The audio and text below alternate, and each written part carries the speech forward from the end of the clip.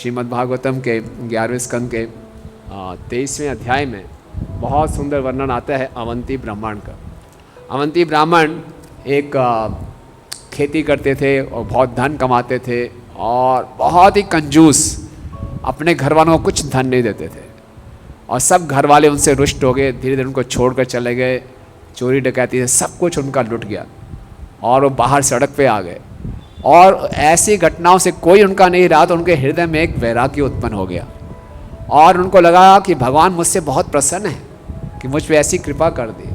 और वो फिर विचरण करते थे और लोग उनको तरह तरह की गालियाँ देते थे, उन पर मलमूत्र त्यागते थे, बोले सब ढोंग कर रहा है, लेकिन वो किसी को कुछ नहीं कहते थे, है ना। अक्सर कोई हमें पीड़ा पहुंचा रहा है तो हम बड़ा आसान है किसी पे आरोप लगाना, ये मेरे दुख का कारण है, ये मेरे सुख का कारण है। नहीं, ना तो कोई व्यक्ति, नहीं ये कारण नहीं है, मेरे कर्म होंगे, नहीं, ना ही मेरे कर्म, ना ही मेरे ग्रह, ना ही कोई काल, तो फिर कौन आपके सुख दुख का कारण है? सब मेरा मन है। जैसे बोलते हैं ना कि जैसे दृष्टि वैसे सृष्टि, जैसे हम देखना चाहते हैं वो हमें दिखाई देता है ना। We process the world through our mind, है ना। जैसे कहते हैं ना सावन के अंधे को हरा ही नज़र आता है, एक कामुक व्यक्ति को हर जगह काम वासना की अपॉर्चुनिटी नज़र आती है। शीला प्रभुपाद जब विदेश में, उनको हर जगह प्रचार की अपॉर्चुनिटी नज़र आ रही है। प्रभुपाद कहते हैं भौतिक कार्य हो आध्यात्मिक कार्य हो, सब कुछ हमारी मनोदशा पर निर्भर करता है। जैसे आप लोगों को मैंने सुना होगा कि एक बार सेल्स की कंपनी थी, वो सेमिनार कर रही थी अपने सेल्समैन को ट्रेन करने के लिए। तो बोला कि एक सेल्समैन को भेजा कि एक ऐसे गांव में, बोलो बताओ वहाँ पे हमने नया कोई शोरूम खोलना है, कितना स्कोप है। तो वापस आया, बोले कोई स्कोप नहीं, यहाँ तो कल्चर ऐसा, सब नंगे पाँव घूमते हैं, जूते डालते ही नहीं। दूसरे को भेजा, मतलब बहुत स्कोप है यहाँ तो, पूरी मार्केट ही मार्केट है, खुली मार्केट है, अभी तक कोई जूते वाला आया ही नहीं यहाँ पे, सब नंगे पाँव घूमते, तो बहुत मार्केट है। एक ही स्थिति है, उसको देखने का अलग अलग तरीका है। इसी प्रकार से जब शीला प्रभुपाद गए वेस्ट में बावरी स्ट्रीट में, तो कैसे कैसे लोग मिले प्रभुपाद को। कोई और व्यक्ति होता तो बोले यहाँ ये लोग कैसे गीता का संदेश सुनेंगे, भागवतम का संदेश सुनेंगे। प्रभुपाद से पहले भी उनके गुरु भाई गए जो सन्यासी थे, लेकिन वो वापस आ गए। नहीं, प्रभुपाद ने जब हिप्पीज को देखा, प्रभुपाद को लगा ये परफेक्ट ऑडियंस है मेरे लिए। और जब सैन फ्रांसिस्को में रथ यात्रा हुई, प्रभुपाद ने बोला मनुष्य जीवन का लक्ष्य है भौतिक जीवन से कुंठित हो जाना। To get frustrated with human material world is the aim of human form of life. Hippies इतने खुश हुए कि ये व्यक्ति हमें पहचान गया।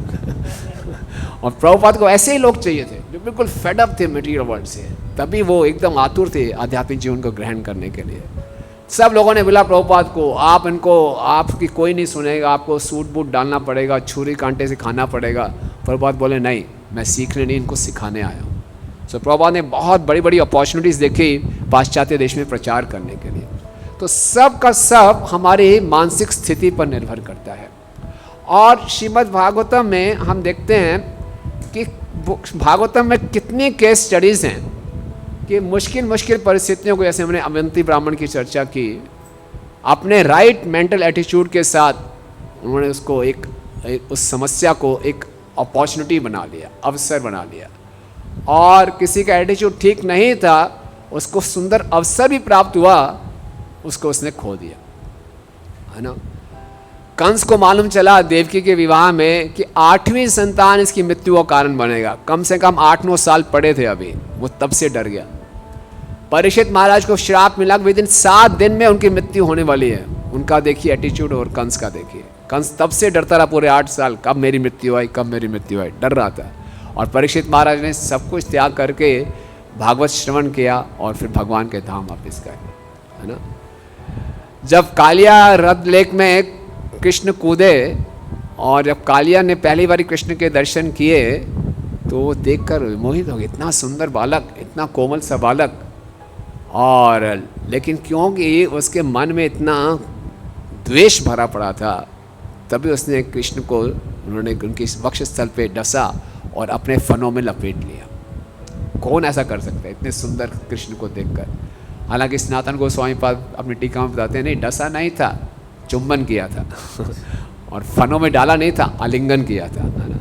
वो तो इस दृष्टि से देख रहे हैं। लेकिन कालिया का दुर्भाग्य देखिए, वो कृष्ण से बाद में जब तक उनकी पिटाई नहीं हुई, वो कृष्ण की शरण ग्रहण नहीं की। तो हमारे मानसिक दशा पर निर्भर करता है कि हम बाहर की परिस्थितियों का या तो लाभ उठा सकते हैं या फिर जो अच्छा अवसर उसको खो सकते हैं। सब कुछ हमारी मानसिक स्थिति पर निर्भर करता है। और श्रील प्रभुपाद कहते हैं भक्ति का अर्थ है अपने मन को सही ढंग से प्रशिक्षण करना।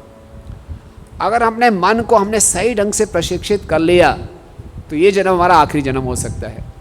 और अगर हमने सही ढंग से प्रशिक्षित नहीं किया तो हम छोटी छोटी बातों से विचलित हो सकते हैं और परेशान घूम सकते हैं, और जो हमारे भक्ति करने का सुंदर अवसर है उसको हम खो सकते हैं। इसलिए बहुत आवश्यक है कि हमारा मन हमेशा पॉजिटिव एटीट्यूड रहे, पॉजिटिव माइंडेड रहे। श्रीमद् भागवतम के 7वें स्कंद के 6 अध्याय के 5वें श्लोक के तात्पर्य में श्रील प्रभुपाद बहुत विशेष बात लिखते हैं। प्रभुपाद कहते हैं कि हर किसी को अपने मन और बुद्धि को इतना स्वस्थ रखना है कि इस समस्याओं भरे जीवन में वो हमेशा जीवन के लक्ष्य को पहचान सके। बहुत ही मास्टर स्टेटमेंट है। In a life full of problem one can distinguish the goal of life. समस्याओं से भरा हुआ जीवन में हम अपने जीवन के लक्ष्य को भूल जाते हैं, उन्हीं में हमारे मन और बुद्धि उलझ जाते हैं। लेकिन अपने मन और बुद्धि को इतना स्वस्थ रखना है कि समस्याएं तो रहेंगी जीवन में, लेकिन समस्याओं भरे जीवन में हम जीवन के असली लक्ष्य पे हमेशा केंद्रित रहें, उसको पहचान सकें। और जैसे हमारे मन की स्थिति होगी, इसका सबसे क्रूशियल टेस्ट कब आता है? मृत्यु के समय, है ना। प्रभुपाद अक्सर बोला करते थे, बंगाली में कहावत है, भजन कर साधना कर मरने जाने ले है। पूरे जीवन में आपने कितना भजन किया, कितना साधन किया, मृत्यु के समय पता चलेगा।